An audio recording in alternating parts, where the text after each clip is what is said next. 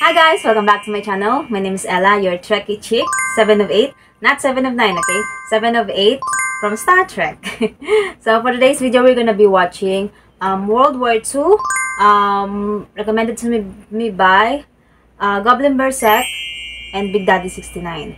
And I'm really excited to watch this one because I have watched the World War I, and it's really amazing. It's fun. It's cool. Who thought that learning World War could be this fun and could be this interesting? And yeah, it's amazing. I enjoyed learning. So yeah, I'm really excited. So I think we're ready. Let's start.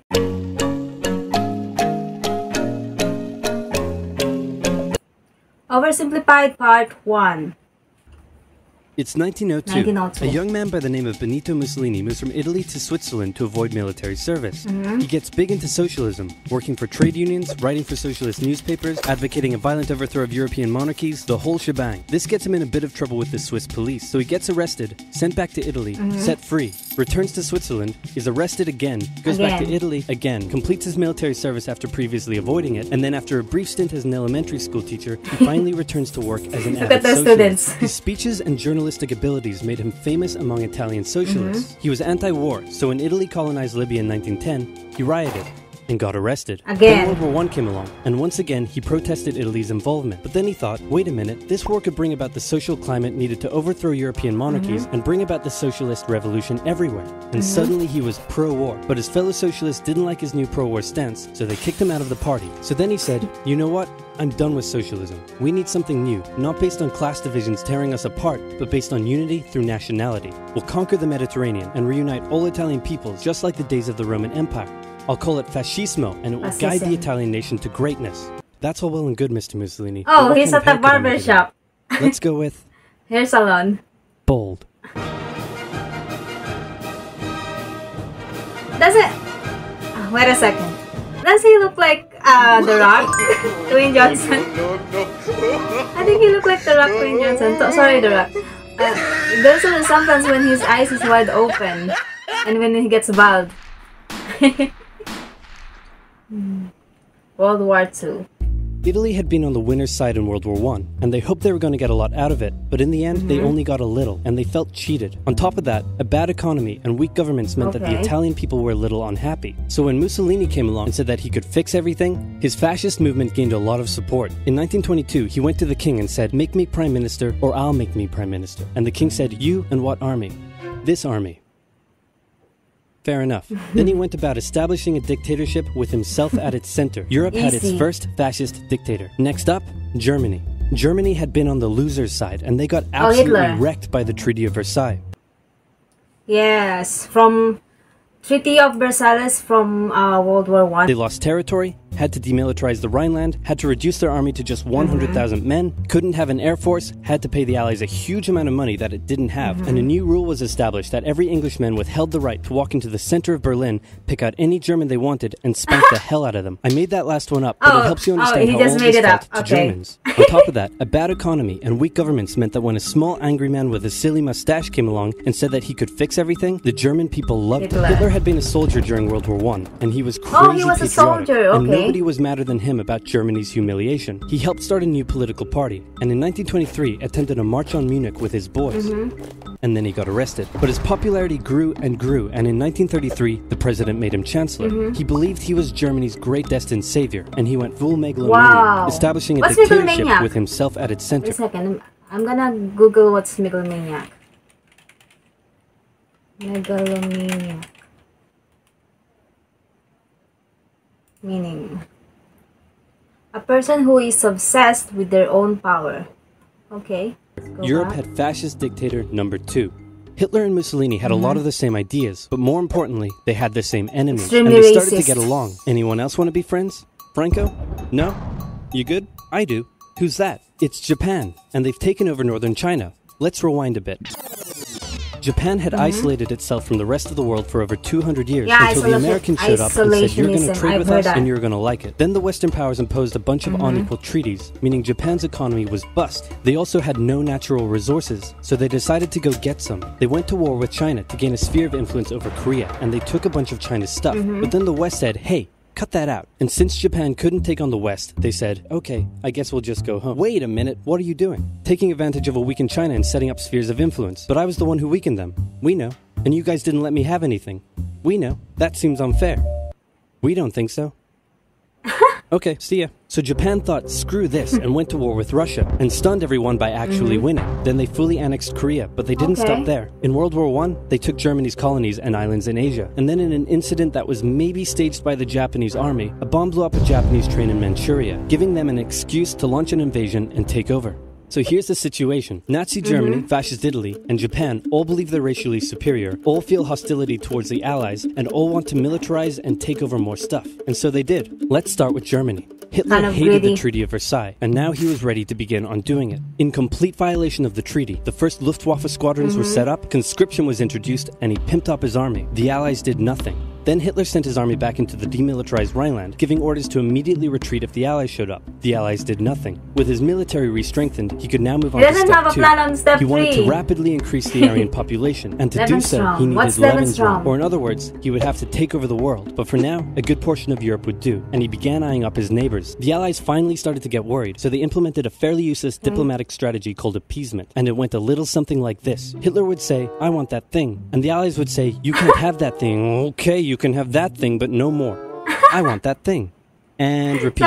So it's just like I really like the he make it so funny. It's like a kid in a mall, like, mommy, I want this thing, and then your mommy would be like, no, you can't have that. Okay, you can have that, and then repeats and repeats. In 1938, Hitler's army marched into Austria and just took it with no resistance. Boom, this is Germany now. Next, he demanded to be given the Sudetenland, an area of Czechoslovakia with many ethnic Germans. The Allies held a meeting with Hitler in Munich and said, look, we're going to give you what... Hang on. This meeting is about my territory. Shouldn't I come to the meeting too? Anyway, we're going to give you what you want. Really? Yeah. Just like that? Yep. What's the catch? Just sign this piece of paper promising you won't invade the rest of Czechoslovakia. Okay. Then Chamberlain returned home victorious, waving his signed piece of paper in the air, declaring crisis to be averted and the continuation of world peace. And we built a statue of Chamberlain in his honor, and every day on the 30th of September we celebrate Chamberlain Day. Hitler's invading the rest of Czechoslovakia. Oh, he lied! What? He's invading the rest of Czechoslovakia. Oh. You lied to me. What do you expect? I'm Hitler. Not to be outdone, Mussolini also wanted to get in on the action. He thought to himself, isn't there a not yet colonized nation somewhere which is so underdeveloped that the people would be defending themselves against our tanks with literal bows and arrows and wooden spears? Oh, there is? Fantastic. And so he took it. Italy also wanted to control the entrance to the Adriatic Sea, so they occupied Albania. Then, in another incident which was maybe staged by the Japanese, gunfire was exchanged by Japanese and Chinese troops at the Marco Polo Bridge, and the Japanese launched yet another invasion against China. They swept through Beijing and Shanghai, and then advanced through the Yangtze Valley to China's then capital, Nanking. It was here that saw the worst of Japan's shocking atrocities committed against the Chinese people. Back in Europe, Germany and Italy made their relationship status official by signing the Pact of Steel. Then, Hitler turned his eyes towards Poland and the hated Polish corridor, splitting Germany in two. At this point, the Allies really had to put their foot down, and they warned him that an invasion of Poland would mean war. Hitler had planned to continue his advance eastward, but he didn't want to end up fighting a war on two fronts. So for now, he made an alliance with Stalin, saying, how about we both invade Poland and split it between the two of us, and I definitely won't not refrain from not patrolling you sometime in the future. Sounds good. This new alliance stunned the West. On the 1st of September 1939, German troops entered Poland, and Britain and France declared war on Germany. The Poles fought hard, but they were no match for the two giants crashing down on them from either side. Then came a period known as the Phony War, where everyone just sort of sat around not doing much. The French had launched a small invasion into the Saarland, but they maintained mostly defensive positions, and after a while decided to just turn around and call it a day. Speaking of France, the French were still super proud of their victory in World War I, and they hadn't really moved on from it. They still used horses, they dispatched messages by motorbike instead of using radio, orders from the commander-in-chief were usually pretty vague, and the troops were rarely inspected. They built a line of defenses along their German border, but didn't bother extending it all the way to the Channel, and they wouldn't launch artillery strikes against Germany out of fear of being retaliated against. Of course not, they might shoot back. In a war, they didn't want to attack the enemy. And at first the UK wasn't much better. Chamberlain still naively hoped that the war could be ended diplomatically. Instead of bombing raids, the RAF dropped propaganda leaflets over German cities, which one air marshal said likely did nothing but provide the continent with toilet paper for the duration of the war. They also only sent 200,000 men to France, while the French had mobilized millions. Both Britain and France wanted to avoid a repeat of the First World War, and so they wanted to keep the war as far from home as possible. So they turned their eyes north, towards Norway.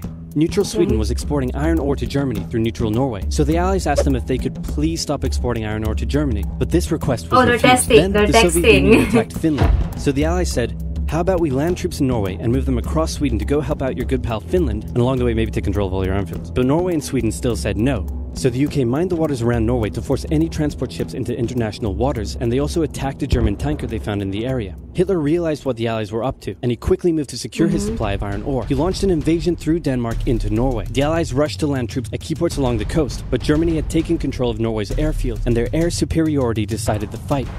The Allies had to retreat. After this slightly embarrassing failure, Chamberlain resigned and was replaced with Winston Churchill, who had a slightly different approach to dealing with the Germans. Hitler's overall strategy was similar to Germany's First World War strategy. Attack France, defeat France, knocking out the UK in the process, then turn on the Soviet Union and win the war. During the Phony War, the Allies had given Hitler time to prepare his forces. Now, he was ready to attack. The Allies had wanted to place troops in Belgium, but Belgium had refused, and in a move that surprised pretty much no one, Hitler launched an invasion to get around France's defenses. The Allies charged into Belgium at full speed to meet the German invasion head-on, and it looked like a repeat of the First World War was coming. But this time, Hitler had a trick up his sleeve.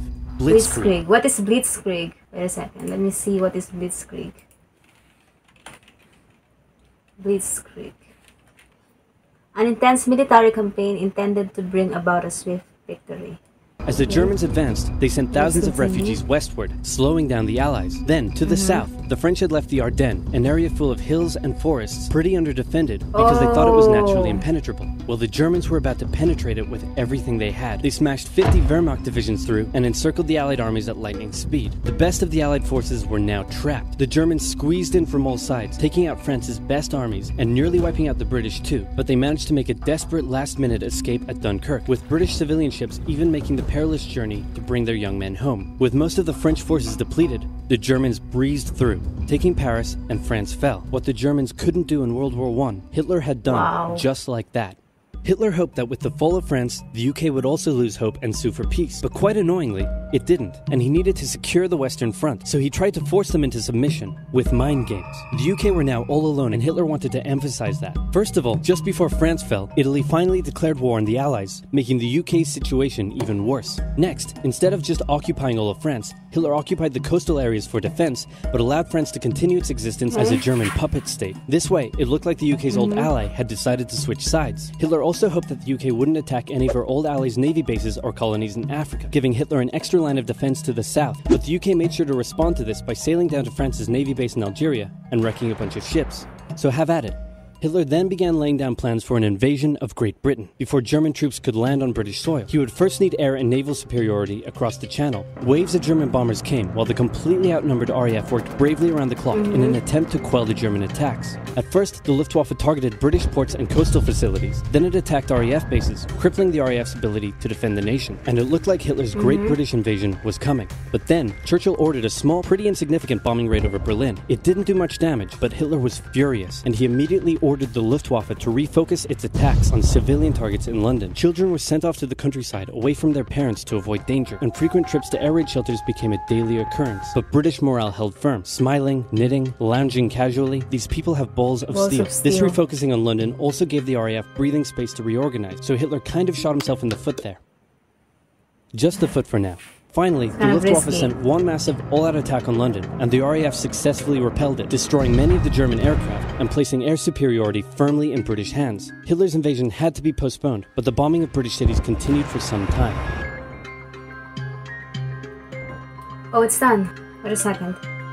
Before we continue to to part 2, I like this. I like when the part I like when there's a part that he tones seriously when there's an important and very serious topic, and then he knows where to crack jokes, and he knows where to how to perfectly make fun of it, which is amazing.